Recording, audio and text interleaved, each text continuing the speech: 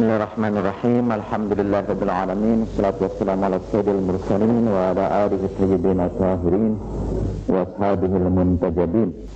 Ibu dan Bapak, Assalamualaikum warahmatullahi wabarakatuh. Tadi malam saya sebetulnya meminta Dr. Rana Marisimo datang mengunjungi kita di sini. Tapi karena pagi ini beliau akan pergi ke Masjid Istiqlal, beliau tertarik dengan beberapa Quran yang dibuat di Indonesia, dan juga karena beliau sudah sangat sepuh, kita tidak ingin memaksa beliau untuk menyibukkan seluruh harinya bersama kita. Dan Ame Marisimo adalah orang yang menghabiskan hampir seluruh usianya untuk mempelajari tasawuf, dan secara khusus dia melakukan penelitian yang mendalam tentang Jalaluddin Rumi yang akan menjadi tema pembicaraan kita sekarang. Dia lahir tahun 22, jadi sekarang 78. Masih belum pikun, itu luar biasanya. Jadi pikirannya masih sangat jernih, dan dia bercerita tentang perkembangan tasawuf dari abad ke abad, lengkap dengan tahunnya, tahun berapa, tempatnya di mana, misalnya Al-Khalab meninggal dunia pada tahun sekian, karena ini dan seterusnya. Wallahu alam itu. Kata orang, kata dalam salah satu riwayat hidupnya, dia pernah ikut aliran tarekat di India. Biasanya kalau dia memberikan kuliah di Amerika, dia selalu memulai kuliahnya dengan mengutip beberapa hadis Nabi. Dan dia menulis kumpulan maulid. Maulid itu adalah tulisan-tulisan yang menceritakan Nabi. Dia kumpulkan seluruh maulid itu dari berbagai negeri, dan kemudian dia ceritakan kembali dalam bukunya, dan Muhammad adalah utusan Tuhan, and Muhammad is his messenger. Tampaknya ia menulis dengan seluruh perasaannya, karena kalau kita menulis bukunya, kita seperti berhadapan dengan seorang yang dipenuhi dengan kecintaan kepada Rasulullah Shallallahu Alaihi Wasallam. Jadi kita tidak tahu apakah dia Muslim atau tidak. Tapi yang jelas dia seorang pecinta Rasulullah Shallallahu Alaihi Wasallam. Dia memulai kuliahnya tadi malam tentang tasawuf dengan mengutip satu peristiwa ketika ia memberikan kuliah tasawuf di Amerika. Lalu setiap peserta harus mengisi buku pendaftaran dan harus menjelaskan agamanya apa.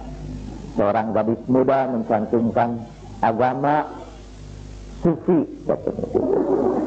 Kemudian Ame Marisimo tanya kepada dia, apa kamu tahu tentang Islam? Tidak, dia. Apa kamu tahu tentang Nabi Muhammad Sallallahu Alaihi Wasallam? Tidak. Lalu apa yang Anda ketahui tentang Sufi?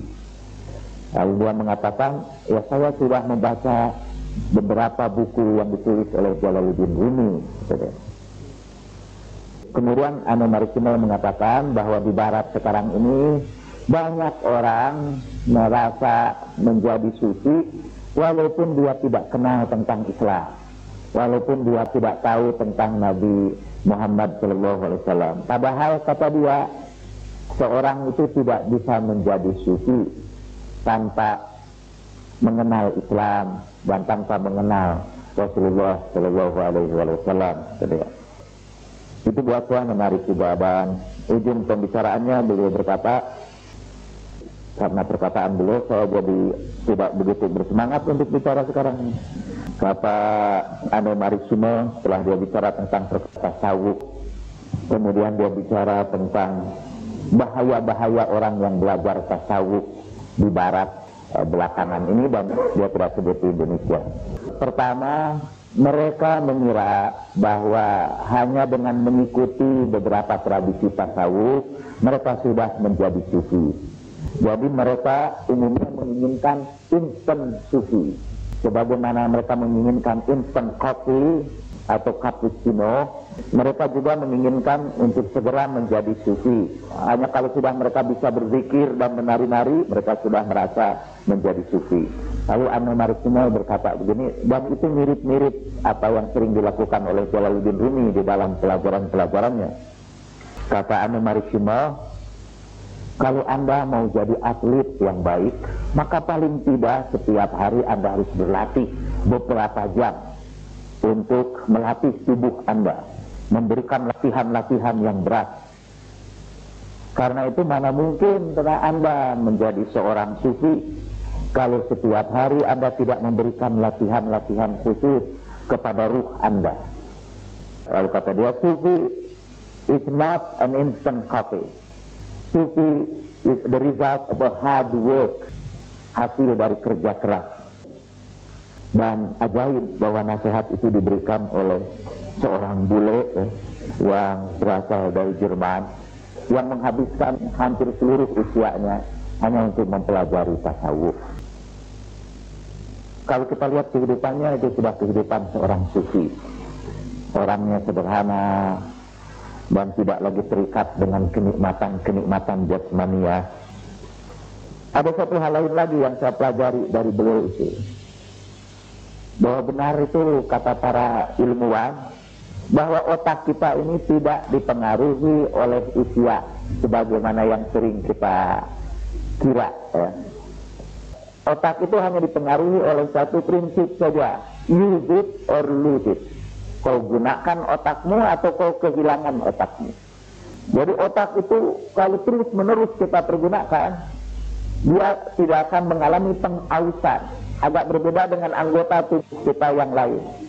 Mata kita ini makin sering digunakan malah makin merusak ya, saya mata saya ini. Usia merusak mata saya. Tapi otak itu tidak.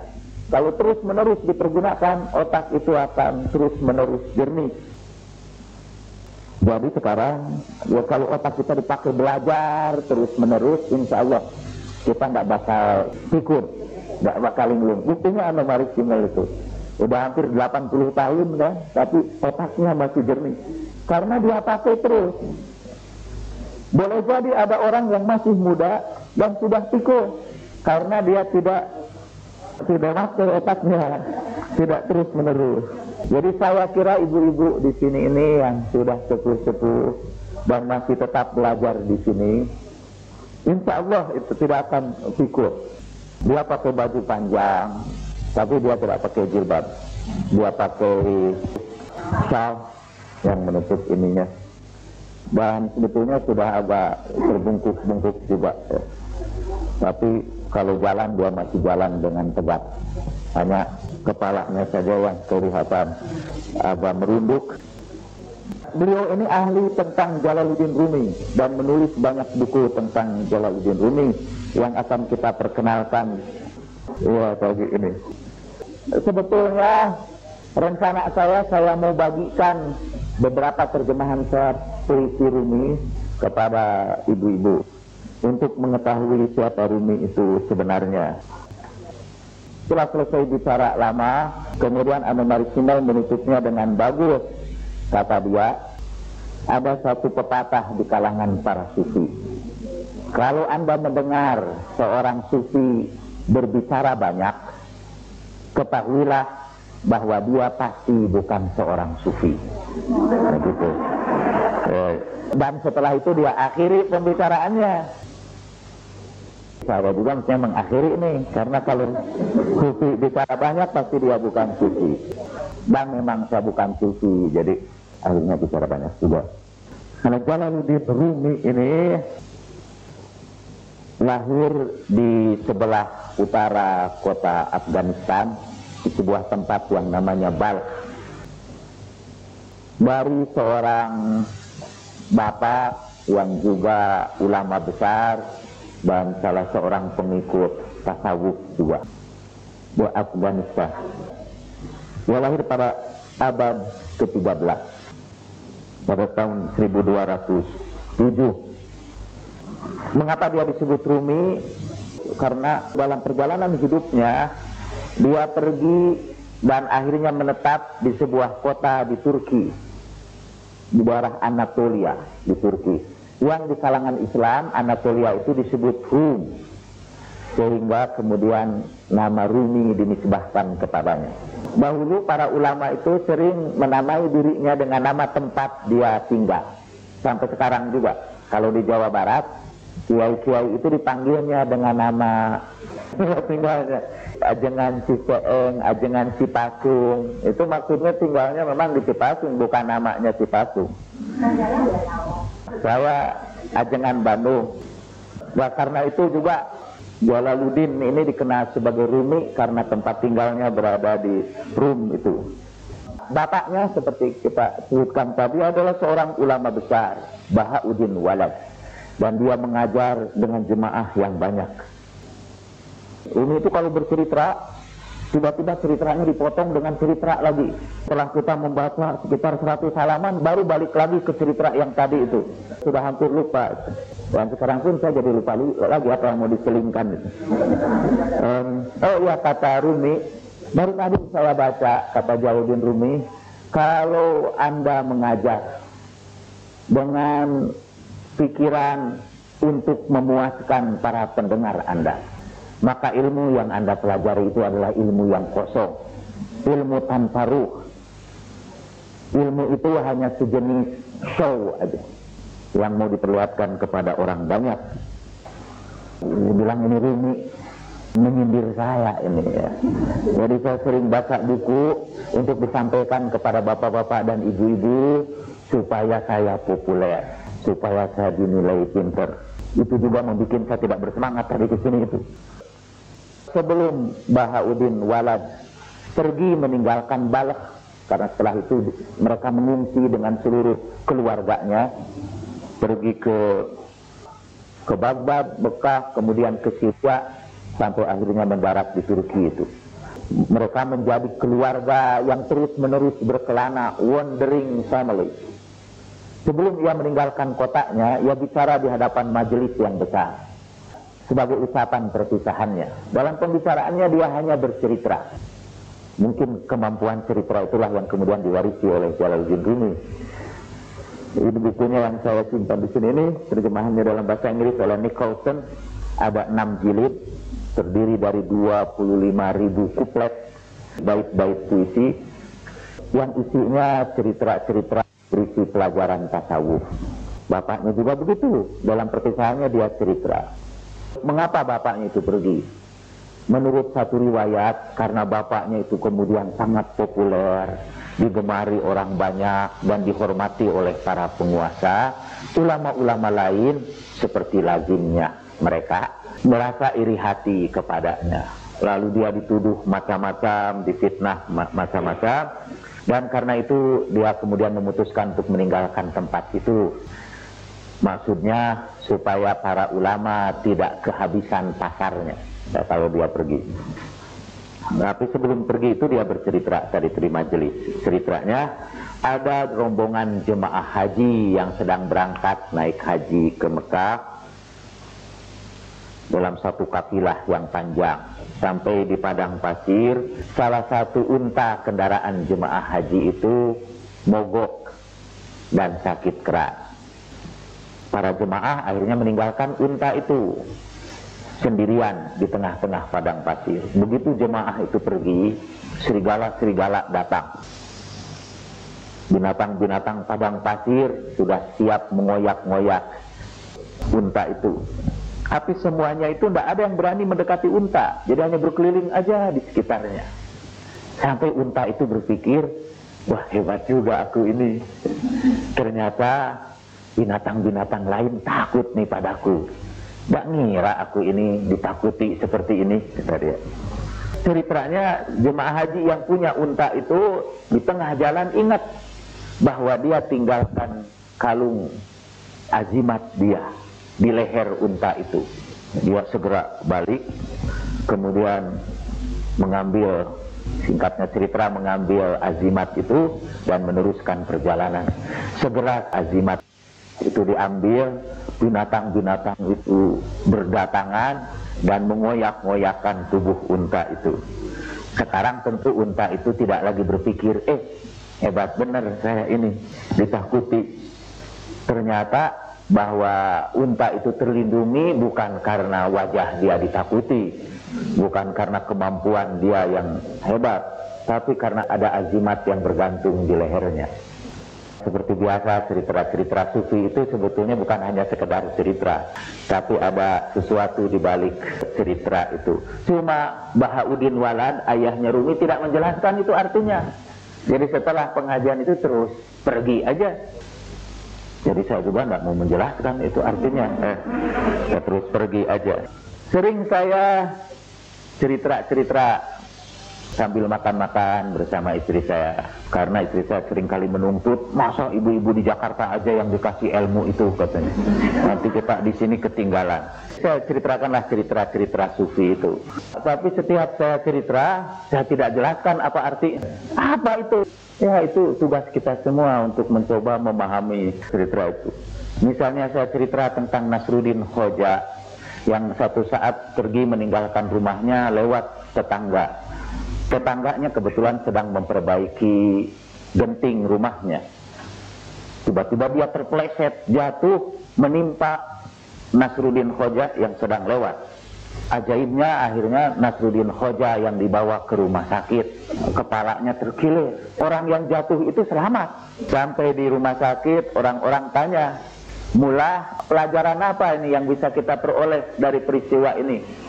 Kata dia, jangan percaya kepada hukum sebab akibat. Menurut teori, mestinya yang jatuh itu yang celaka. Dia yang jatuh, kok saya yang ke rumah sakit?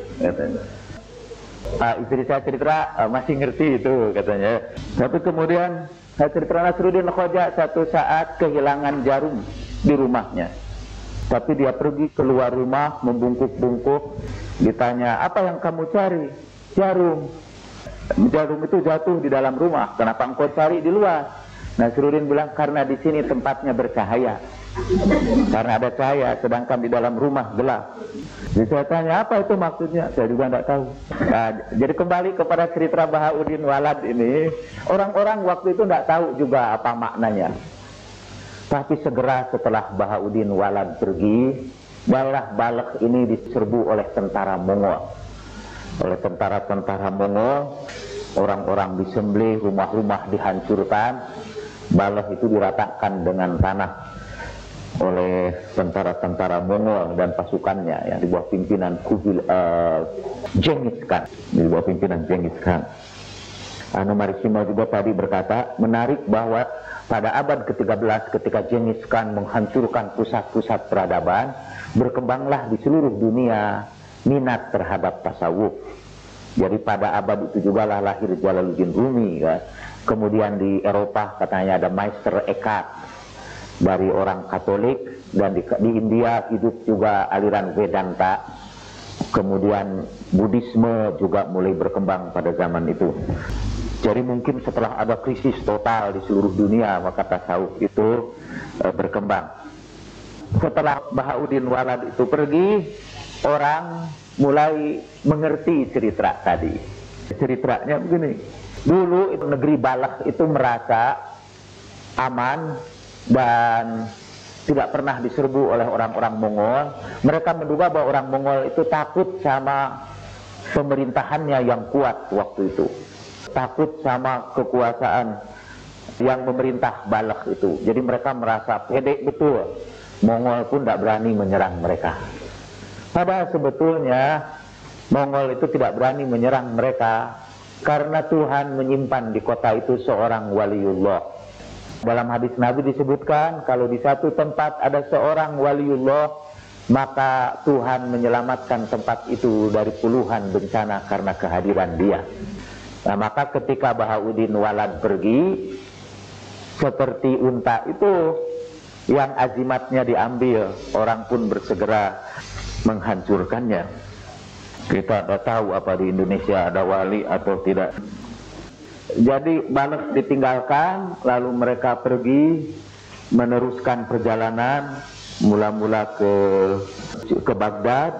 Baghdad itu kota kelahiran banyak sufi besar. Kalau kita sempat ziarah ke Baghdad, di situ ada kuburan Syekh Abdul Qadir Al-Jilani, di situ ada kuburan Junaid Al-Baghdadi yang kita bicarakan juga di sini. Di situ ada kuburan Asy-Syirri. Beberapa tokoh sufi berkumpul di situ, juga ada kuburan Imam Musa Al-Kazim. Sayangnya kita agak sulit pergi ke Baghdad sekarang ini karena ada boikot ekonomi dari Amerika, jadi tidak ada penerbangan ke sana. Kita harus berjalan lewat daratan.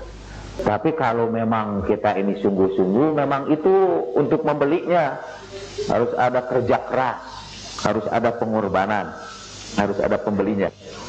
Keluarga ini seperti saya katakan akhirnya tinggal di Laranda yang sekarang disebut Karman di Turki, yang waktu itu dikenal sebagai Rum. Pada tahun 1228 atas undangan Pangeran Al-Kubat, Bahauddin Walad membawa seluruh keluarganya pindah lagi ke Konya. Waktu itu menjadi ibu kota kerajaan Saljuk dan masih jauh dari serangan orang-orang Mongol. Disitulah bapaknya mulai mengajar kembali. Pada tahun 1231 Bahauddin Walad meninggal dunia dan meninggalkan anaknya Jalaluddin sebagai penggantinya. Di dalam buku Manaqibul Arifin yang saya cari-cari tapi tidak ketemu sampai sekarang, di situ selalu disebut Jalaluddin itu Jalal saja tanpa Udin. Saya juga heran karena saya anggap itu hanya kebiasaan orang Indonesia saja memanggil Jalaluddin itu dengan Jalal saja, karena Jalaluddin itu sebuah kesatuan. Karena kalau Jalal saja itu menunjukkan Tuhan, jadi harus disambung dengan Udinnya yang artinya agama. Jalal itu artinya kebesaran agama. Saya ingin menyebut beberapa kisah dia ketika Jalaluddin Rumi ini masih kecil. Suatu saat Jalaluddin Rumi bermain dengan anak-anak yang lain di atas atap rumah, saling meloncati atap rumah. Jalaluddin Rumi diam aja. Jalaluddin lah, atau jangan pakai Rumi karena belum pindah ke Rum, atau Jalal saja. Jalal itu, tapi saya tidak enak menyebutnya. Jalaluddin ini tidak mau ikut loncat-loncat. Lalu dia berkata begini, itu loncat-loncat itu permainan anak kecil. Mengapa kita tidak terbang saja ke langit dan menemui makhluk-makhluk langit, kata dia. Begitu dia ngomong gitu, Jalaluddin hilang, sehingga anak-anak yang lain berteriak-teriak menangis. Lama kemudian Jalaluddin datang lagi di atas atap rumah itu, dan dia bercerita bahwa ketika saya ngomong begitu itu, saya lihat dari langit turun beberapa orang makhluk berpakaian hitam-hitam dan menarik saya ke atas. Kemudian ketika mereka mendengar kalian berteriak-teriak nangis, saya diturunkan lagi ke sini. Itu cerita Rumi kata ketika masih kecil. Masih juga cerita Rumi di dalam perjalanannya bersama orang tuanya ketika dia pergi ke Damaskus. Waktu itu di tengah-tengah padang pasir ada sekelompok pendeta yang mempelajari ilmu-ilmu sihir, mungkin memanfaatkan jin atau apa, untuk memperoleh duit yang banyak. Ketika rombongan Jalaluddin Rumi sampai ke situ, pendeta-pendeta Kristen ini sedang menunjukkan kebolehannya. Seorang anak kecil diangkat ke atas, jadi melayang-layang di udara itu. Jalaluddin Rumi kata kemudian melakukan tafakur, zikir, dan anak-anak itu tiba-tiba berteriak, turunkan saya. Saya takut lihat orang yang zikir itu, yang mau turun. Lalu pendeta-pendeta itu berusaha menurunkan dengan bacaan-bacaannya, tapi anak itu nggak bisa turun-turun juga, tetap aja tergantung di situ. Dengan berbagai cara mereka tidak berhasil, akhirnya mereka bersimpuh di hadapan Jalaluddin Rumi meminta supaya anak itu diturunkan. Kata Rumi, sederhana saja katanya, tinggalkan seluruh mantra-mantra kamu itu dan ucapkan asyhadu alla ilaha illallah wa asyhadu anna muhammadar rasulullah. Anak itu disuruh baca itu, kemudian pendeta-pendeta juga baca itu, dan anak itu turun dengan baik. dan para pendeta itu semua ingin berguru kepada Rumi dan ingin pada Jalal itu dan ingin melanjutkan perjalanannya. Tapi kata Jalaluddin, kamu tinggal aja di sini dan sebarkanlah kebenaran Islam itu kepada orang-orang di sekitar ini. Itu sebagian kecil dari peristiwa masa kecilnya dan dalam perjalanannya.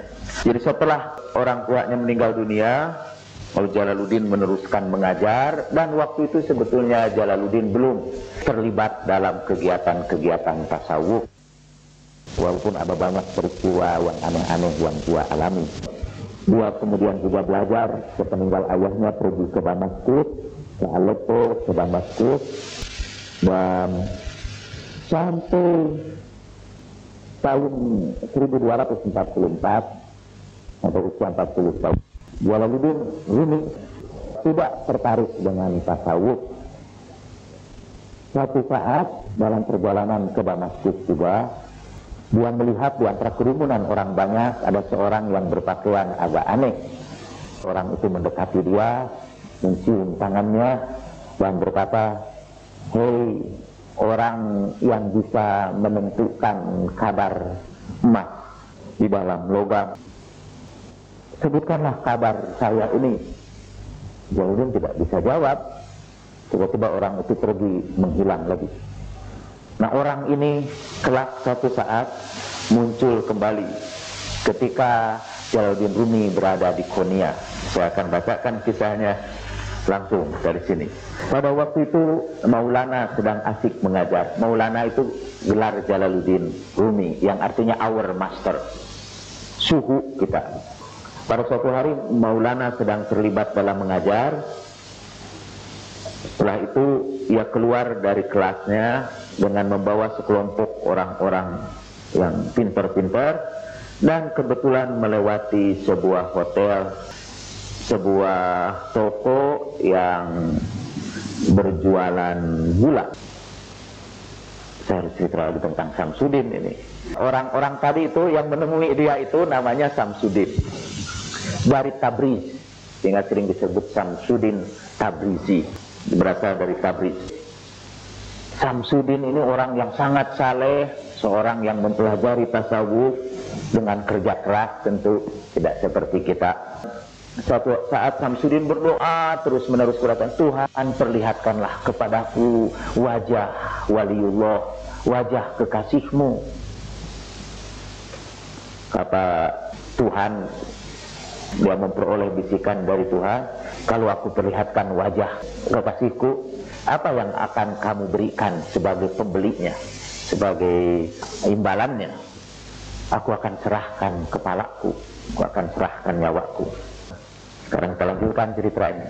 Jadi Samsudin tiba-tiba muncul memegang tangan Maulana, memegang kendali kuda Maulana, dan bertanya, "Wahai pemimpin kaum muslimin, mana yang lebih besar, Bayazid al-Bistami atau Nabi Sallallahu Alaihi Wasallam?"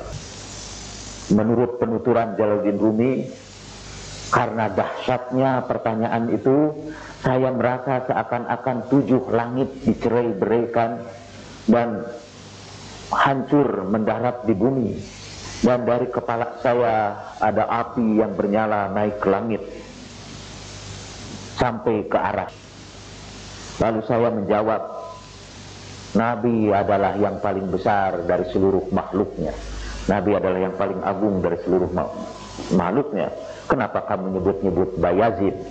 Seperti kita ketahui, Bayazid al-Bistami adalah salah seorang tokoh sufi yang dalam keadaan mabuk karena kecintaan kepada Tuhan, dia berlari-lari di pasar dan meneriakkan zikirnya seperti ini, "Subhani ma'a'zama sya'ni," maha suci aku, alangkah besarnya aku, alangkah agungnya aku. Samsudin ini bertanya, kalau Nabi itu lebih besar daripada Bayazid, mengapa Nabi berdoa seperti ini? "Ya Allah, aku tidak mengenal engkau seperti sepatutnya engkau dikenal. Aku tidak mengetahui engkau sebagaimana layaknya aku harus mengetahuimu." Sedangkan Bayazid berkata, Nabi juga kan sering berzikir, memuji Tuhan dengan mengatakan, "Ya Allah, aku sampaikan pujian seperti engkau memuji dirimu."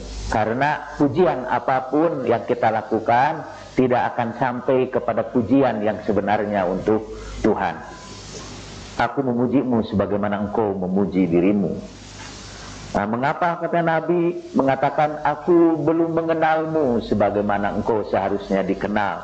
Sedangkan Bayazid berkata, Maha Agung aku, Maha Suci aku, dan betapa agungnya aku. Lalu aku menjawab, kata Jalaluddin Rumi, Bayazid itu sudah meneguk satu cangkir anggur kecintaan kepada Tuhan, kemudian dia mabuk dan merasa puas hanya dengan satu cangkir itu.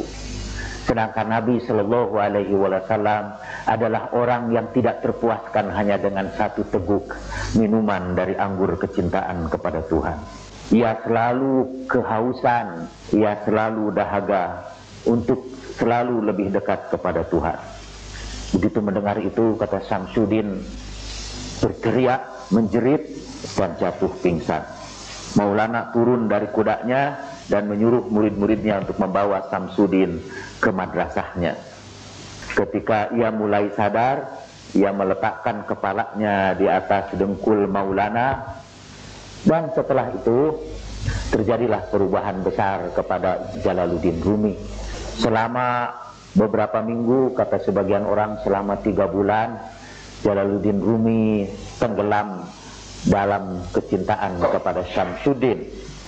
Akhirnya malah Jalaluddin berguru kepada Syamsuddin Tabrizi ini. Tapi kata Syamsuddin, Rumi lah sebetulnya guru dia. Jadi mereka keduanya berkhalwat, meninggalkan murid-muridnya, meninggalkan sekolahnya, melakukan apa yang di dalam tasawuf disebut suhbah, yakni percakapan, saling berbagi pengalaman. Tentu saja di antara orang-orang yang pengalamannya hampir sama. Karena kita tidak mungkin berbagi pengalaman dengan yang tidak pernah mengalami sama sekali.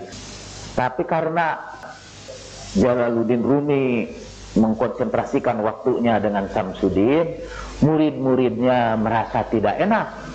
Ini kedatangan orang asing itu tiba-tiba merebut waktu mereka. Dan menurut satu riwayat, itu murid-muridnya kemudian mengadakan makar untuk membunuh Syamsuddin Tabrizi. Tapi kita tidak tahu apa dia dibunuh atau tidak. Yang jelas setelah itu Syamsuddin Tabrizi menghilang, tidak diketahui whereabout-nya. Dan begitu Syamsuddin hilang, Jalaluddin Rumi dilanda kerinduan yang luar biasa. Karena Jalaluddin Rumi melihat bahwa Tuhan bertajalli, mengungkapkan dirinya paling sempurna pada diri gurunya itu Syamsuddin Tabrizi. Dia merasa bukan saja kehilangan gurunya, tapi dia sudah kehilangan Tuhan lagi. Tapi seluruh pembicaraan saya ini harap dipahami dalam pengertian yang metaforis. Setelah itu dia menulis buku syair yang memuji-muji gurunya yang diberi nama Diwan Tabrizi. Kebetulan nama Syamsuddin dalam bahasa Arab artinya matahari. Jalaluddin Rumi sering menggambarkan dirinya itu seperti batu yang berubah menjadi rubi karena disinari cahaya mentari. Dahulu itu ada kepercayaan di kalangan ahli-ahli kimia zaman dulu bahwa bebatuan yang berharga itu seperti diamond, seperti intan, ruby. Ibu-ibu itu lebih tahu itu zamrud kayak gitu tuh.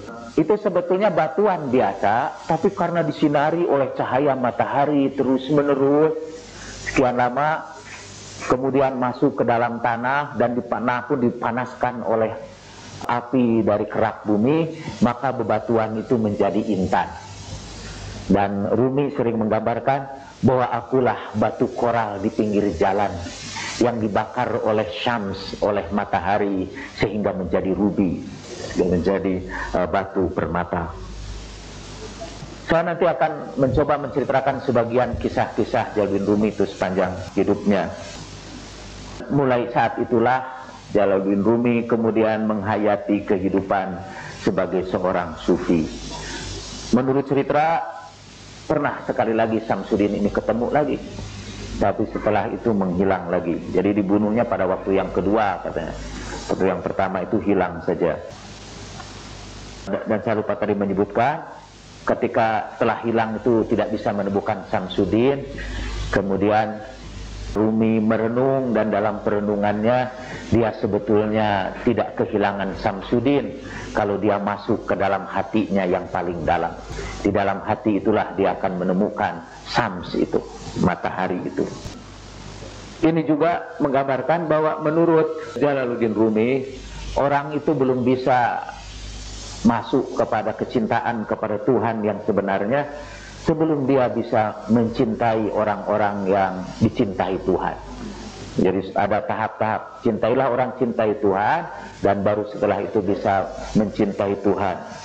Jangan buru-buru mencintai Tuhan sebelum lewat itu. Dan seperti biasa, Jalaluddin Rumi dengan menggambarkannya, menjelaskannya dengan contoh-contoh yang sehari-hari lah. Kata Anomarisime, balik lagi, salah satu keistimewaan Jalaluddin Rumi itu ialah dia menceritakan tasawuf itu dengan hal-hal yang sehari-hari. Sehingga kalau kita mempelajari Masnawinya ini, yang 6 jilid itu, kita juga bisa menggambarkan keadaan Konia waktu itu. Jadi apa yang dijual di pasar di Konia. Karena Jalaluddin Rumi itu menggunakan segala macam contoh yang dia saksikan dalam kehidupan ini sebagai pelajaran tasawufnya. Jadi balik lagi tadi, untuk menggambarkan bahwa kita hanya bisa mencintai Tuhan setelah kita tenggelam dalam kecintaan kepada para pecinta Tuhan. Doa Ustaz Zamzuri yang kita baca di sini. Ya Allah, berilah kepadaku cintamu dan kecintaan kepada orang-orang yang mencintaimu. Itu dulu tahapnya. Nah, lalu kata Jalaluddin Rumi, bayangkanlah ada beberapa burung di sarangnya. Ada burung-burung itu yang kemudian belajar meloncat-loncat sampai bulu-bulunya itu tumbuh dan sayapnya berkembang. Setelah itu baru mereka terbang dan baru mereka meloncat keluar sarangnya. Kata Jalaluddin Rumi, yang paling berbahaya adalah burung yang sebelum sayap-sayapnya kuat, dia sudah meloncat keluar dari sarang itu. Pastilah karena begitu dia turun, dia ditangkap kucing dan dicabik-cabik, dimakan kucing sampai habis. Itu orang-orang yang sayap kecintaannya kepada Tuhan belum kuat, kemudian dia sudah mulai terbang, dia akan terhempas dan dimakan kucing. Kucing itu iblis, kucing itu setan. Karena itu juga ketika kita belajar tasawuf atau belajar mencintai Tuhan, kita harus bekerja keras dalam waktu yang cukup lama dan tidak boleh tergesa-gesa. Nabi saja pernah ditegur Allah Subhanahu wa ta'ala atau disapa Tuhan lah. Karena Nabi itu ingin tergesa-gesa juga menyelesaikan Al-Quran itu. Sampai Allah berkata, janganlah engkau tergesa-gesa dalam membacakan firman-Ku. Akulah yang akan membacakannya dan menghimpunkannya kepadamu. Kalau Tuhan tahu itu Rasulullah itu ingin betul segera selesai ini Al-Quran. Dan Jalaluddin Rumi juga menggambarkannya dengan cerita yang lain juga, dengan matahari juga. Matahari itu menyinari bumi ini dari jarak yang jauh. Yang dikirimkan sinarnya itu yang tidak terlalu panas sampai ke sini itu. Sedikit-sedikit itu panas yang dikirimkan matahari, sehingga dari panas matahari yang sedikit itu tapi berlangsung terus menerus, maka dedaunan bisa mengubah sinar matahari menjadi bahan makanan. Maka batu-batuan yang biasa saja berubah menjadi permata. Kata Rumi, bayangkan kalau matahari itu dihadirkan, didekatkan langsung ke bumi ini, sekaligus seluruh cahayanya dicurahkan kepada bumi, maka tumbuhan semua mati dan tidak ada lagi makhluk yang hidup. Jadi memang dalam perjalanan tasawuf ini kita memerlukan waktu yang panjang dan tidak tergesa-gesa. Tidak ada itu instan sufi. Tapi waktu itu saya kemudian, karena saya disuruh memberikan tanggapan kepada Anomarisime, saya sebetulnya tidak mau memberikan tanggapan karena pengunjung begitu banyak membludak itu, sehingga terpaksa duduk di depan sebagian. Jadi mereka lah sebetulnya yang lebih memerlukan untuk bertanya ketimbang saya. Saya masih diberi kesempatan jam 2 untuk ketemu lagi dia. Jadi saya tidak mau tanya, tapi karena katanya saya pendiri pusat kajian tasawuf ini, jadi haruslah. Ya, di kemudian saya asal bicara saja. Di antaranya saya bilang, saya melaporkan aja di Jakarta ini, ibu-ibu, sekarang ini ada orang yang mau memperoleh ketenangan batin dengan cara yang singkat. Ada yang ingin segera melihat Tuhan tapi dalam waktu yang cepat. Lalu ada sekelompok orang di Jakarta ini, mereka pernah mengirimkan undangannya juga kepada saya, bahwa kalau kita ikut kepada kelompok ini, dalam 1 minggu kita udah melihat Tuhan. Wah, saya teringat lagi Rumi itu. Wah, kalau saya dalam 1 minggu lihat Tuhan, pingsan saya, mati. Seperti matahari tiba-tiba didekatkan kepada saya sekaligus, hancur. Kemudian daerah IAIN itu banyak mahasiswa IAIN tertarik sekarang untuk ikut tarekat Jalaluddin Rumi, tapi hanya ingin fananya saja, ingin ekstase saja, dalam keadaan ekstase dengan cara berputar-putar menari tarian Ruminya, dengan hanya mengambil tarian itu saja, kemudian mereka fana dan rasanya udah mencapai tujuan mereka dalam waktu instan seperti itu. Dari para Madinah banyak yang tertarik kepada ini, diajarkan oleh seorang dari India, ya, Krishna Anand, dan itu disindir oleh Annemarie Schimmel sebagai orang-orang yang mau belajar tasawuf tapi dengan cara yang gampang. Sampai ada buku ditulis belajar mudah tasawuf, itu yang dibagikan kepada ibu-ibu, kan, belajar mudah tasawuf. Ya, kita ingin mengambil jalan pintas, padahal mengambil jalan pintas itu berbahaya. Sama seperti burung yang belum mengembangkan sayap-sayapnya sudah mencoba meloncat terbang, dia pasti akan diserbu oleh musuh-musuhnya. Kita kembali lagi kepada Rumi. Rumi banyak menulis karya-karya tasawufnya dalam bentuk puisi. Salah satunya yang terkenal adalah Masnawiye Ma'nawi. Kata Annemarie Schimmel, sayang sekali ketika Masnawi ini diterjemahkan ke dalam bahasa barat, mereka kehilangan nilai ruhaniyahnya. Jadi dia menganjurkan kalau kita mau menghayati pemikiran Rumi, bacalah dalam bahasa aslinya, katanya gitu. Justru itu yang sulit. Untuk mempelajari bahasa aslinya berarti diperlukan sekian tahun lagi. Tapi emang begitu kata tasawuf itu. Nah, satu bukunya terkenal adalah Masnawiye Ma'nawi, ditulis dalam bahasa Persia, dalam bahasa Iran. Perpustakaan kita punya Masnawi dalam bahasa Persia, punya Masnawi dalam bahasa Arab, punya Masnawi dalam bahasa Inggris. Yang tidak kita punya Masnawi dalam bahasa Indonesia. Yang salah di Indonesia ini kadang-kadang menerjemahkan buku itu dari bahasa Arabnya, misalnya terjemahkan ke bahasa Inggris, baru yang diterjemahkan kepada bahasa Indonesia itu dari bahasa Inggrisnya. Jadi sudah melewati beating about the bush, ya, keliling-keliling ke sana kemari, kan. Padahal itu bisa mengubah arti sama sekali, kan. Ada kawan saya dulu, Pak Dang Sefudin Ansori almarhum, untuk menggambarkan bagaimana kata-kata itu berubah-ubah setelah pindah bahasa, sehingga artinya menjadi kacau kalau kita setua dengan terjemahan asli. Misalnya dalam bahasa Arab, yasurruni liqa'uk, kemudian terjemahkan ke dalam bahasa Inggris, it's nice to see you. Terjemahkan lagi kepada bahasa Indonesia, adalah baik untuk melihat kamu. Padahal arti sebenarnya dari bahasa Arab itu, saya sangat bahagia berjumpa dengan Anda. Tapi karena udah putar-putar dulu ke bahasa Inggris dulu, pindah ke bahasa Indonesia, jadi berbunyi seperti itu. Tapi itu contoh yang ekstrim. Dalam kenyataannya memang seringkali terjadi penerjemahan yang keliru. Orang-orang Barat banyak sekali mengutip Rumi karena Rumi di situ menggambarkan orang-orang yang, misalnya Rumi mengatakan, teguklah anggur sepuas-puasnya.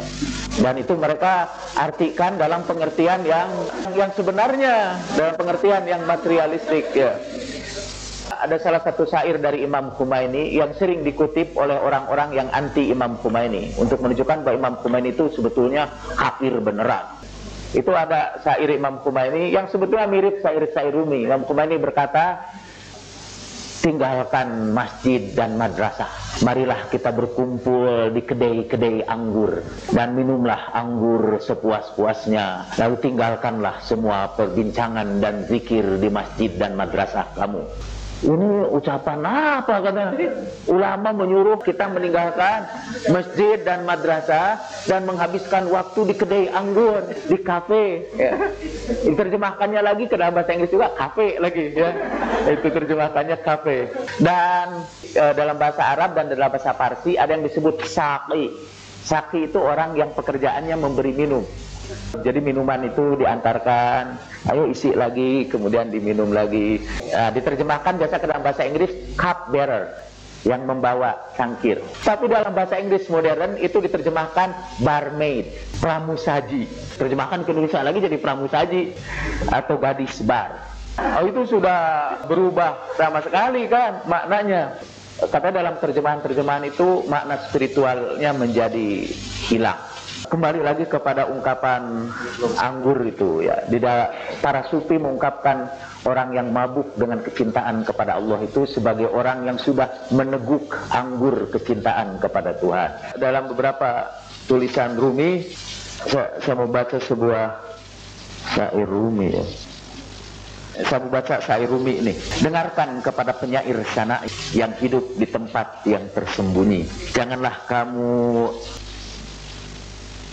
kamu melantur ke pinggir jalan dalam keadaan mabuk. Tidurlah kamu di kedai anggurmu. Kalau seorang pemabuk berkeluyuran di jalan-jalan, anak-anak kecil akan mentertawakan dia. Dia jatuh ke dalam lumpur. Dia mengambil jalan apa saja. Anak-anak mengikutinya. Karena anak-anak itu tidak pernah tahu rasanya anggur dan bagaimana rasanya seorang yang mabuk. Semua penduduk di bumi ini adalah anak-anak itu, kecuali sedikit saja. Tidak ada seorang pun yang sudah dewasa, yang sudah melepaskan dirinya dari hawa nafsunya. Tuhan berkata dalam Quran, dunia ini adalah permainan saja, permainan anak-anak, dan kamu semua adalah anak-anak. Sebetulnya di sini ya cerita, kalau seorang itu sudah mabuk dengan kecintaan kepada Tuhan, hendaklah dia tinggal di tempatnya. Jangan pergi ke jalan-jalan. Nanti anak-anak kecil yang tidak tahu rasanya anggur, yang tidak pernah merasakan anggur akan menganggap dia gila, akan melempari dia dengan batu, akan mencemoohkan dia. Dan tapi ya ada di antara beberapa sufi yang memang tidak tahan itu tidur di kedai anggur itu. Dia keluar seperti Al-Halaj itu. Dia teriak-teriak Anal Haq, atau seperti Bayazid Al-Bistami yang mengatakan Subhani ma'a'zama sa'ni. Akhirnya Al-Halaj dihukum dengan hukuman yang sangat mengerikan kan.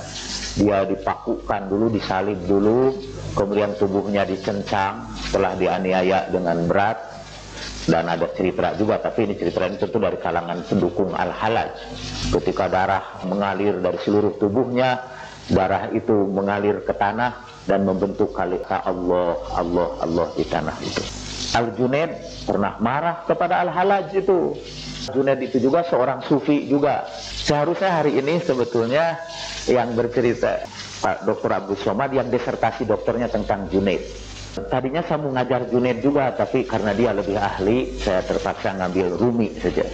Itu bukan karena saya lebih ahli tentang Rumi, tapi saya lebih ahli tentang Jalaluddinnya ketimbang tentang Ruminya.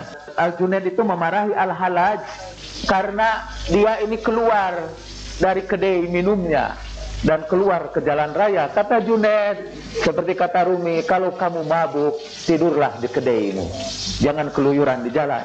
Di jalan itu yang paling banyak adalah anak-anak. Dan kita semua ini anak-anak, kata Rumi. Kita tidak pernah merasakan anggur itu. Mungkin kita tidak pernah merasakan anggur itu, tapi pekerjaan kita ngobrolin anggur. Ngobrolin rasa anggur itu, tapi tidak pernah kita merasakannya. Sudah nikmat ya? Iya. Tapi ngobrolinnya aja udah nikmat. Saya mau baca lagi syair Rumi. Jadi sebetulnya kita semua pemabuk, kata Rumi. Cuma yang kita pilih adalah anggur yang berbeda. Jadi kita memilih macam-macam anggur. Sudah memberikan kepada kita anggur hitam yang begitu perkasa sehingga kalau kita meminumnya kita akan tinggalkan kedua dunia ini. Tuhan telah meletakkannya dalam bentuk hasyis yang membawa para pencicipnya dari kesadaran dirinya. Tuhan telah memberikan tidur kepada para pemabuk sehingga menghilangkan seluruh pikirannya. Tuhan telah membuat Majnun mencintai Laila begitu rupa sehingga kedatangan anjingnya membuat dia kebingungan. Ada ribuan anggur yang dapat menyita otak kamu. Jangan kira bahwa seluruh mabuk itu sama. Yesus pernah mabuk dalam kecintaannya kepada Tuhan, dan keledainya juga mabuk karena memakan makanan keledainya, karena memakan jerami. Dua-duanya mabuk. Yang satu mabuk karena kecintaan kepada Tuhan, satu lagi mabuk karena memakan jerami. Minumlah dari cangkir orang-orang suci, jangan minum dari cangkir yang lain. Jadilah pengamat yang cermat sehingga merasai anggur dengan seluruh perhatiannya. Setiap anggur akan membuat kamu mabuk. Nilailah anggur itu seperti seorang raja yang memilih anggur yang paling murni, anggur yang tidak disertai dengan ketakutan. Minumlah anggur yang akan menggerakkan kamu seperti seekor unta yang bergerak ketika ikatannya dilepas. Kata Rumi, sebetulnya dalam hidup ini kita memilih di antara dua anggur ini. Anggur kecintaan kepada Tuhan atau anggur kecintaan kepada selain Tuhan. Dua-duanya sama-sama memabukkan, tapi yang satu mabuknya Kristus dan satu mabuknya keledai. Nah, kita semua, kata Rumi, adalah para penunggang keledai. Keledainya gemes betul, sementara kita kurus, sehingga setiap saat kita dibanting-banting karena ulah keledai. Dan keledai itu adalah hawa nafsu kita yang sepanjang tahun kita pelihara baik-baik. Mestinya kita kuruskan itu keledai itu supaya kita bisa mengendalikannya. Saya sudah masuk kepada ajaran-ajaran Rumi ini. Saya mau menyebutkan beberapa kisah Rumi yang lain. Dari kisah Rumi itu, kisah Ruminya sendiri, bukan kisah yang didongengkan oleh Rumi, riwayat hidupnya. Jadi setelah Rumi menjadi pengajar di kota Konya, sampai sekarang juga setiap tahun di Konya itu adalah pertunjukan tarian Rumi itu, tarian para baru. Saya baru mendapat penjelasan baru Anomarikima tadi malam. Itu tarian Rumi itu dimulai dengan serombongan orang pakai baju penghitam masuk ke lapangan, kemudian mereka menanggalkan jubah hitamnya itu suatu tempat untuk menggambarkan bahwa mereka meninggalkan dunia ini.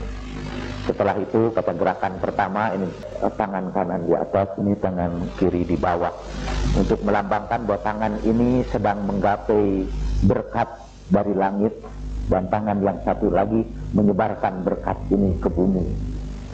Karena dalam konsep Rumi, seorang yang diberkati Tuhan itu adalah orang yang bisa menyebarkan berkah itu kepada makhluknya. Jadi seorang yang mendapat anugerah Tuhan itu adalah orang yang menyebarkan anugerah itu kepada makhluk Allah yang lain dengan berkhidmat kepada sesama manusia. Kemudian ada tarian-tarian, dan terakhir itu tarinya itu kembali lagi setelah berputar dalam keadaan ekstase, balik lagi, duduk lagi, pakai lagi baju hitam lagi, dan setelah itu membaca zikir lagi. Itu juga untuk menunjukkan bahwa seorang sufi itu tidak boleh terus-menerus di langit gitu. Dia harus kembali lagi ke bumi dan membawa pengalaman langitnya itu untuk berkhidmat kepada penduduk bumi. Sekarang kita cerita tentang tarian Rumi juga. Jadi pada suatu saat datanglah seorang saudagar dari Tabriz. Tabriz itu sebuah daerah di Irak. Samsudin itu dari Tabriz. Dia datang ke Konya. Dia ini pedagang multinasional. Jadi kerjanya itu berdagang ke luar negeri. Sampai di Konya dia minta kepada para agennya di situ, saya ini tidak ingin dalam hidup ini hanya ngejar dunia aja. Bisakah kamu membawa saya kepada seorang ulama besar di daerah ini? Bisa, kata para agennya di situ. Saya ini mempersiapkan sedekah yang banyak untuk ulama itu. Dia bawa sedekah itu, ditunjukilah dia kepada rumah seorang ulama yang katanya namanya Syekh Sadruddin, seorang ulama besar di situ yang ahli dalam berbagai ilmu. Ketika Sudagar itu datang ke situ, dia terkejut. Ulama itu tinggal di rumah yang sangat besar, pelayannya ratusan, sibuk melayani kepentingan dia. Kata Sudagar itu, apa kamu tidak salah bawa? Saya ingin menemui ulama, bukan menemui presiden. Kata gitu. Itu terjemahan saya yang bebas, dan jangan diartikan macam-macam. Ya memang dia seorang ulama. Kemudian walaupun agak segan, dia datang juga dan bertanya, Pak Kiai, saya ini sudah membayarkan hak fakir miskin.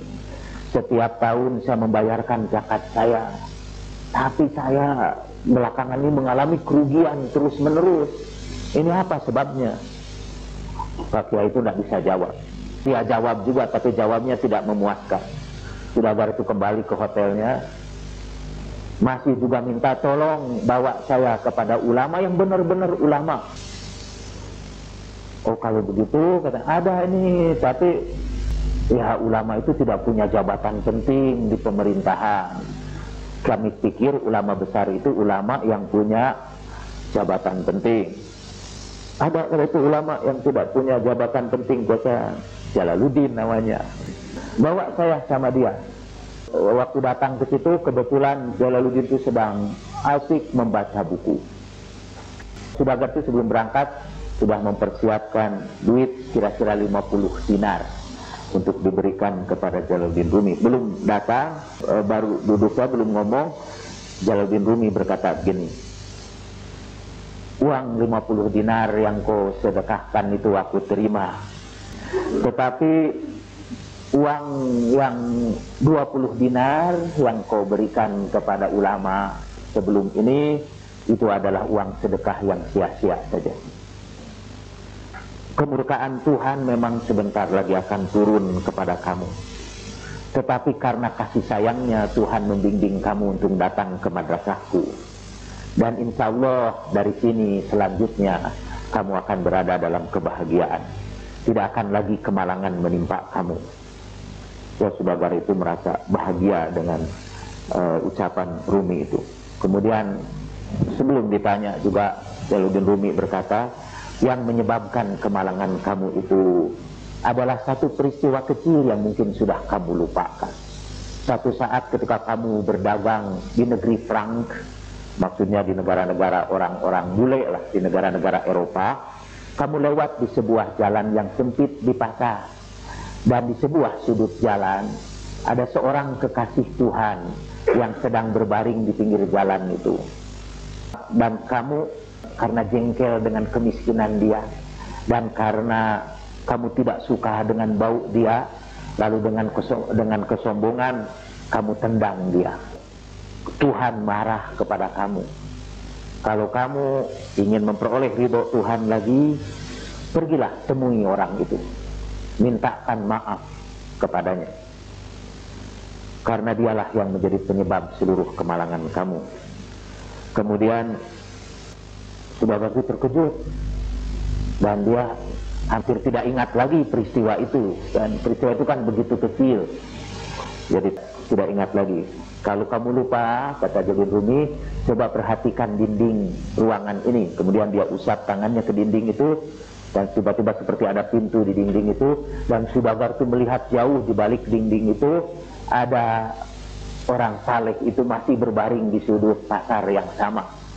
Dia segera minta izin berangkat mencari orang itu. Dia turun dari kudanya, orang itu masih tertutup debu dan sangat kotor. Dia turun memeluk orang itu, minta maaf, dan dia bersihkan kotoran itu dengan linangan air matanya, minta maaf. Dan waktu itu ternyata orang saleh itu berkata, saya dalam keadaan tidak berdaya ini, karena Maulana sudah mengungkapkan rahasia saya kepadamu. Dia memeluk orang itu. Coba perhatikan dari kejauhan, karena dia melihat Maulana Jalaluddin Rumi sedang menari-nari dalam zikirnya. Salah satu cerita tentang Jalaluddin Rumi. Dulu saya pernah menyampaikan cerita ini di pengajian Mbak Tutut di rumahnya. Waktu itu saya berkata, mungkin kita ini sudah membangun negeri ini dengan menyingkirkan orang-orang miskin itu, dengan menggusur rumah mereka, dan di atasnya kita ganti dengan jalan-jalan layang. Kita kirim mereka ke tempat-tempat pinggiran. Kalau mereka tidur di kota-kota, kita usir karena kita anggap mereka ini mengotori keindahan kota. Kalau mereka mencari nafkah dengan mengayuh becaknya di jalan-jalan di Jakarta, kita menganggap mereka itu sebagai mempermalukan kota kita, dan menganggap mereka bekerja yang tidak sesuai dengan kemanusiaan. Lalu becak-becaknya kita ambil, kita lindas dengan sumur atau kita buang ke laut. Mungkin itulah sebabnya mengapa negeri kita ditimpa kemalangan. Jadi kalau kita mau memperoleh keberuntungan lagi, kita sekarang harus temui tukang-tukang becak ini, nelayan-nelayan miskin itu, gelandangan-gelandangan itu, dan bersihkan tubuh mereka dengan linangan air mata penyesalan kita. Kata Rumi itu ya, kata Jalaluddin yang satu lagi, bukan kata Jalaluddin Rumi. Saya hanya menyebutkan satu kisah lagi dari Rumi, dari cerita Rumi. Salah satu hal dalam perjalanan kita sebagai seorang sufi adalah menaklukkan diri kita yang satu. Seperti kita ketahui tadi, kita ini punya diri, satu diri yang membawa kita ke tempat yang rendah, dan satu diri yang akan membawa kita ke langit. Yang harus kita kuasai adalah diri yang satu itu. Kita biasanya menerjemahkan diri yang satu itu sebagai nafsu. Dalam bahasa Arab memang nafsu itu artinya diri. Dalam salah satu kisah Rumi, kita harus seringkali menyapih diri kita itu. Saya akan bacakan syair Rumi. Sedikit demi sedikit sapihlah dirimu. Itulah sebetulnya inti dari semua ajaran yang aku sampaikan. Ketika kamu masih menjadi janin, makanan datang kepadamu lewat darah. Sapihlah dirimu dari tingkat janin dan jadilah anak kecil, supaya kamu ganti makanan dari darah dengan minuman dari susu. Kemudian sapihlah bayi kamu, supaya kamu tidak lagi makan susu, tapi memakan makanan yang lebih keras. Sekarang sapihlah dirimu dari kekanak-kanakan kamu, dan carilah kebijakan. Atau sapihlah dirimu dari seorang pemukim biasa menjadi seorang pemburu untuk memburu buruan yang tidak kelihatan. Bayangkan, sekiranya kamu berbicara dengan janin, kamu mungkin berkata begini, hei janin, dunia di luar kamu itu dunia yang luas dan indah. Di situ ada ladang-ladang gandum dan ada bukit-bukit serta anggrek-anggrek yang sedang merekah. Pada malam hari di dunia di luar kamu itu ada jutaan galaksi, dan dalam cahaya matahari kamu melihat keindahan kawan-kawanmu menari dalam pesta pernikahan. Katakanlah itu kepada janin. Lalu kamu tanya, kenapa janin ini betah tinggal di sebuah ruangan yang gelap dengan mata yang tertutup? Dengarkan apa jawaban janin itu. Tidak ada dunia yang lain. Saya hanya tahu dunia yang saya alami sekarang ini. Kamu mungkin sedang bercerita tentang omongan-omongan yang palsu. Jadi Rumi mengingatkan kita bahwa kita jangan terus-menerus janin ini, dan mengira bahwa dunia kita ini hanya dunia yang kita alami saja. Ada dunia yang lebih luas. Nah, supaya bisa itu kita harus keluar dari janin itu, dari kehidupan janin, dan menyapih diri kita. Dan yang terakhir, Rumi mengutip sebuah hadis.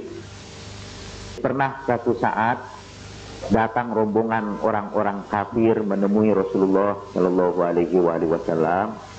Orang-orang dari Turki yang tubuhnya gede-gede.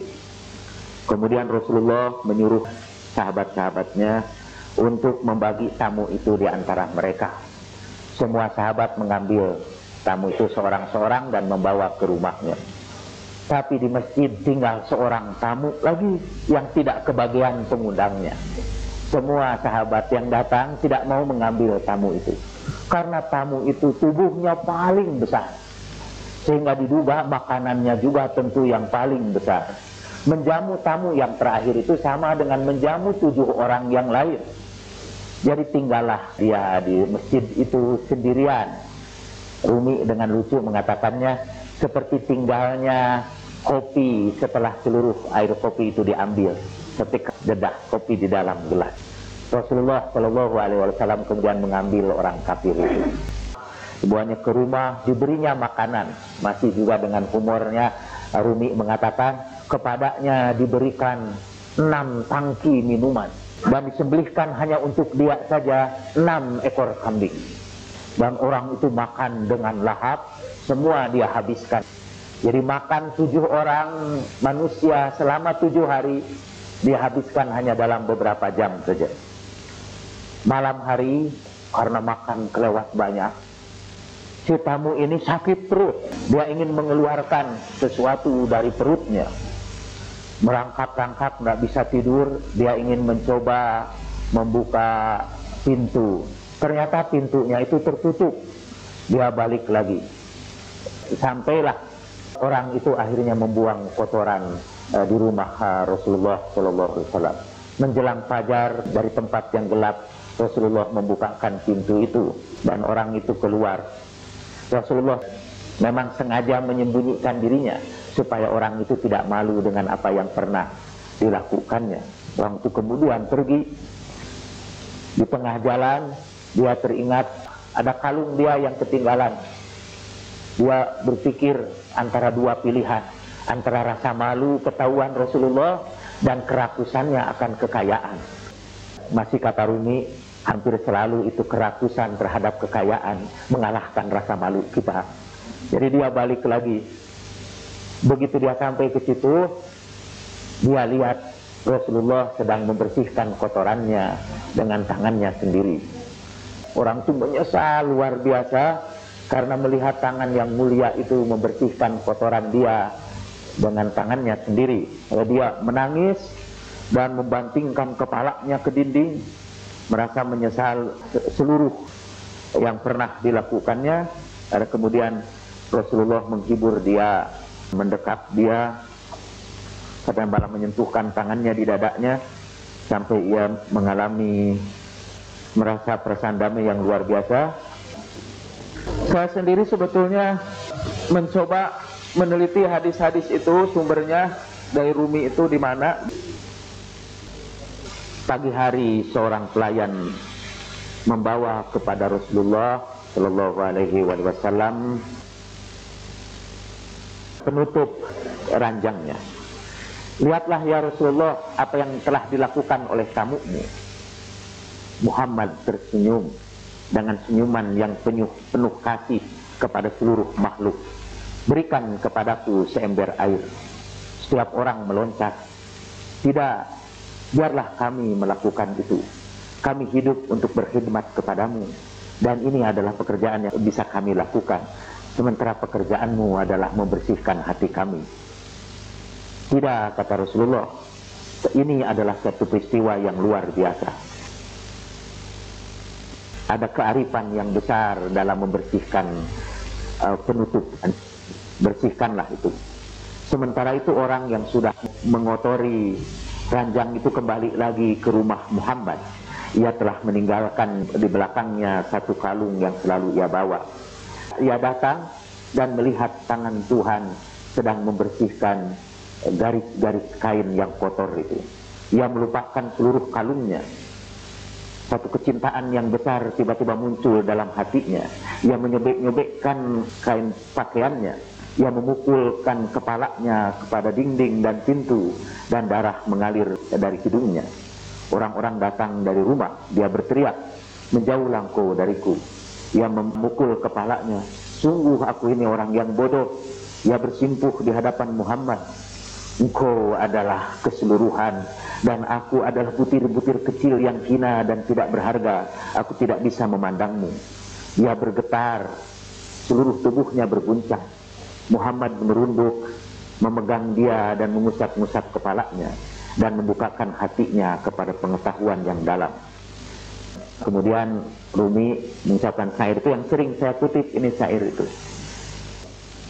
Syair ini sebenarnya menggambarkan bahwa supaya kita bisa sampai kepada makrifat, atau sebelum itu, jadi sebetulnya kita ini sama seperti orang kafir itu, yang kita sekarang ini berada di rumah Rasulullah SAW dalam Islam. Islam itu adalah rumah kita, tapi kelakuan kita setiap hari mengotori rumah Rasulullah itu. Dan kita tidak pernah sadar bahwa setiap saat karena kasih sayangnya Rasulullah membersihkan kotoran itu untuk kita. Kita tidak pernah menyadari itu. Baru kalau kita sadar, kita akan menangis. Dan Rumi kemudian menjelaskan bahwa dalam perjalanan kita mencintai Tuhan itu, kita perlukan tangisan itu, tangisan penderitaan. Lalu dia berkata, "Awan menangis, dan karena itu ketanaman tumbuh. Bayi menangis, dan karena itu susu ibu kemudian mengalir. Kalau kamu ingin perawat alam semesta ini datang kepadamu, marilah kita menangis sebanyak-banyaknya." Tangisan hujan dan bakaran sinar matahari bergabung bersama untuk membuat kita tumbuh. Biarkan akal kamu membakar kamu dan derita kamu menghaluskanmu. Menangislah dengan mudah seperti tangisan anak kecil. Kurangilah apa yang kau berikan kepada diri jasmaniahmu, agar mata ruhaniahmu mulai terbuka. Ketika tubuh mengosongkan dirinya, Tuhan akan mengisinya dengan kesturi dan permata. Hanya setelah orang mengeluarkan kotorannya, ia akan memperoleh kesucian.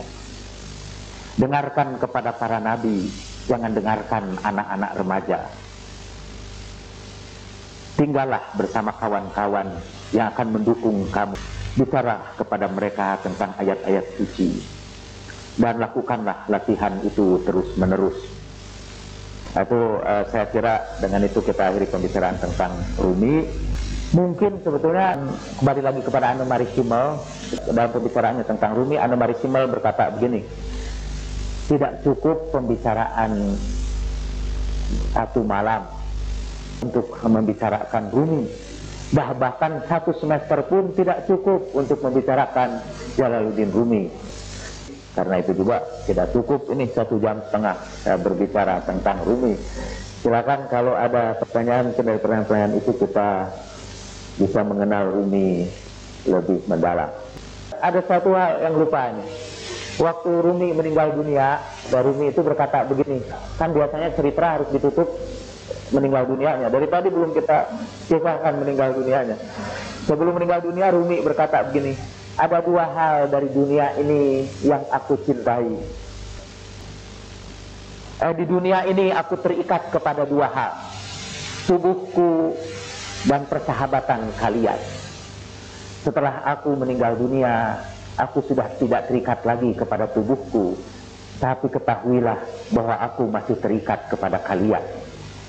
Jadi katanya menurut para muridnya, bahwa walaupun Rumi itu sudah meninggal dunia, dari alam sana dia masih terikat kepada kita yang mempelajari dia, dan dia masih siap untuk memberikan bimbingan kepada kita walaupun dipisahkan oleh 2 dunia. Ikatannya dengan tubuh sudah terlepas, tapi ikatannya dengan para sahabatnya akan terus berlangsung. Jadi kita ini sekarang mengikatkan persahabatan kita dengan Rumi. Silakan. Bismillahirrahmanirrahim. Mungkin pertanyaan ini secara umum Pak tentang tokoh-tokoh sufi.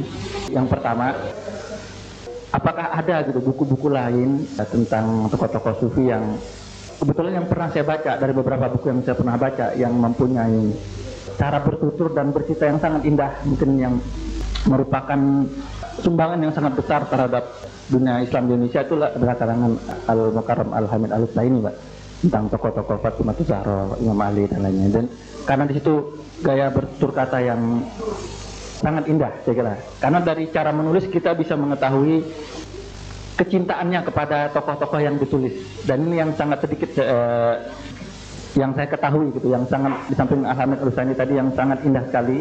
Mungkin apakah ada buku-buku lain yang mempunyai gaya tutur berwasa yang indah tentang tokoh-tokoh sufi, baik dari tokoh sufi keluarga Rasulullah maupun yang lainnya. Itu yang pertama. Yang kedua, ada satu buku juga tentang Laila dan Majnun, itu pernah saya baca dan saya cari, sekarang juga susah terbitnya, tentang Laila Majnun. Buku itu juga keindahan bahasa dalam mungkin terjemahan dalam bahasa Indonesia juga sangat indah sekali. Sampai saya cari ke pelosok-pelosok Bandung, akhirnya ketemu buku tersebut. Cuma dari segitu banyak buku cerita itu katanya setingkat dengan Romeo and Juliet kalangan Shakespeare katanya. Tapi saya hanya menemukan keindahan bahasa dan cerita kisah romannya. Waktu itu dari satu buku itu yang bisa saya ambil pelajaran itu cuma satu aja, ketika dia berkisah tentang burung bangau yang memakan semut. Kemudian burung bangau ini bilang, apa permintaan terakhir kamu? Dia bilang, saya ingin agar kamu tertawa. Kemudian dikutip di situ, manusia itu jika ia tertawa pada waktu yang tidak tepat, tidak akan membawa kebaikan. Ia harus menebusnya dengan air mata karena ia terlalu cepat tertawa. Nah, mungkin yang kedua ini baru setelah saya mengikuti beberapa pengajian Sindan tulisan-tulisan Pak Jalal, rupanya ada kisah hikmah di balik cerita Laila Majnun itu, di mana menceritakan seorang sufi dan dalam pencariannya terhadap Tuhan. Nah, mungkin di sini it's very kind of Maulana, mungkin Pak Jalal, if could possible translated seperti kisah-kisah Jalaluddin Rumi tadi. Karena untuk menerjemahkan Jalaluddin Rumi di samping mungkin dalam bahasa yang indah, juga hikmah atau explanation di balik cerita tersebut kadang-kadang tidak terdapat gitu. Apa hikmahnya yang mungkin? Nah, ini mungkin jemaah di sini mungkin akan senang hati bisa membantu kita. Satu jilid saja itu akan sangat, dari cerita tadi sangat luar biasa gitu ceritanya. Itu aja Pak. Ada dua cara Pak untuk menerjemahkan Masnawi ini. Satu, kita terjemahkan ini seluruhnya. Tapi ini termasuk yang sulit juga sebetulnya bahasa ini, karena Rumi seringkali menyelangi cerita-ceritanya dengan cerita-cerita yang lain, dengan pembahasan agak berat sebetulnya kalau kita baca ini. Cara yang lain ialah kita ambil aja bagian-bagian dari cerita di sini ini, kemudian kita jelaskan juga moral di balik cerita itu, pelajaran yang bisa kita peroleh dari cerita itu. Yang terpikirkan sama saya sekarang, saya memang bermaksud untuk membuat sebuah buku cerita-cerita Jalaluddin Rumi, kemudian dengan menjelaskan pelajarannya. Beberapa waktu yang lalu saya diundang di Ramako itu dulu, dan setiap hari Jumat sore saya membawakan cerita-cerita Rumi. Rumi ini sebetulnya katanya juga tidak menulis buku ini, dia mendiktekan kepada muridnya yang bernama Husamuddin. Kalau Jalaluddin Rahmat juga sekarang tidak pernah nulis buku, hanya ceramah-ceramah kemudian ditranskripsikan, sebetulnya mengikuti Jalaluddin Rumi ini. Kemudian ada beberapa buku lain Pak, misalnya buku Musyawarah Burung ya, terjemahan dari Mantikut Thoir, sudah ada dalam bahasa Indonesia. Dalam bahasa Arab banyak sekali buku-buku kisah sufi itu. Ada yang namanya Sobaqatul Aulia, bercerita tentang para wali.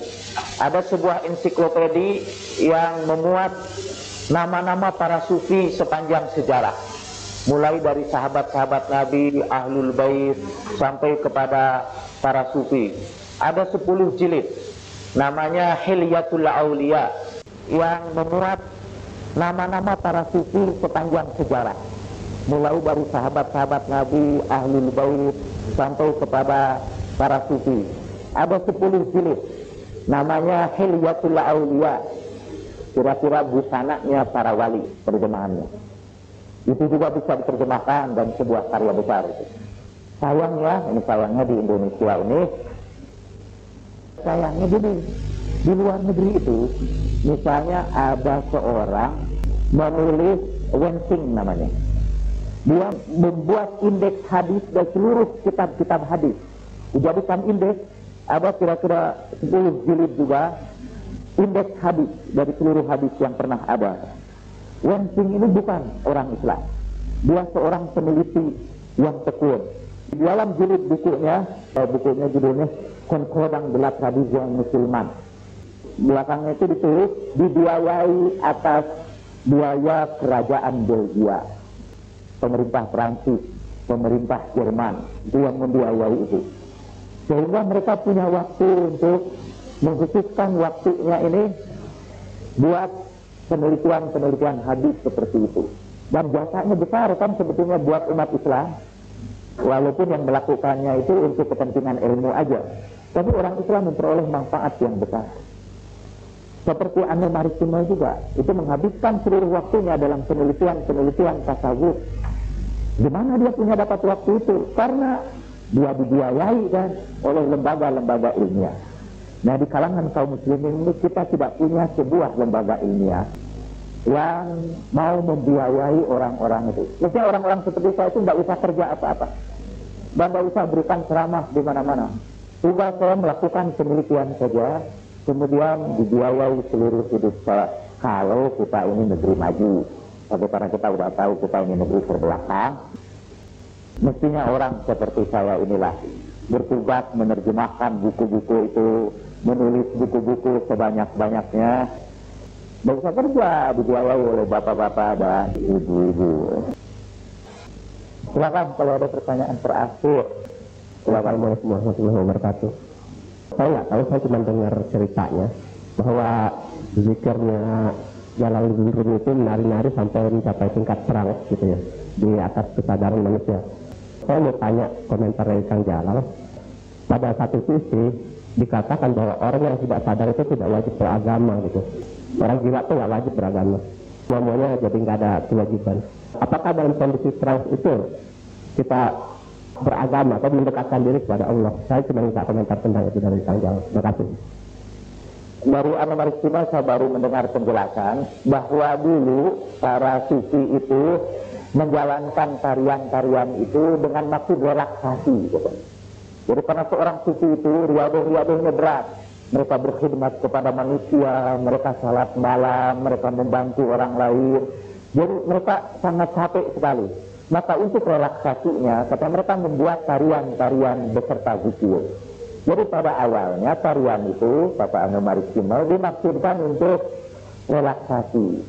Tapi belakangan malah tarian itu dijadikan tujuan supaya orang bisa mabuk itu, bisa terang, bisa panak katanya gitu.